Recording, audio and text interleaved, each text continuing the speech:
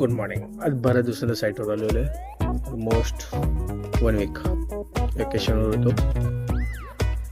आपल्याला 5 मीटर जायचं होतं डीप. तर आपण आता सध्याला 4.5 मीटर येऊन थांबलेलो आहे. तिथं आपल्याला दगडी लागलेले आहेत, ते आपण त्याला ब्रेक करत आहोत. तर आपल्या इथं पाणीसुद्धा लागलेलं आहे. आपण डी वॉटरिंगसाठी पंपसुद्धा टाकलेले आहे. आता ऑपरेटर आलेले आहेत, मशीनमध्ये डिझेल वगैरे टाकत आहे. त्यानंतर आपण पुन्हा डिगिंग चालू करत. तर 5 मीटर मिनिमम जायचंच आहे. तर त्याच्यानंतर पुन्हा आपण कन्सल्टंटला बोलवणार, तो ते सांगतील तसा तो आपण निर्णय घेणार. तुम्हाला सध्याची परिस्थिती सांगतो. एवढं आपलं एक्सकॅव्हेशन झालेलं आहे. हे डी वॉटरिंगसाठी पाईप टाकलेलं आहे. थोडं क्लीन होईल आणि पुन्हा एकदा लेवल उडवली जाईल.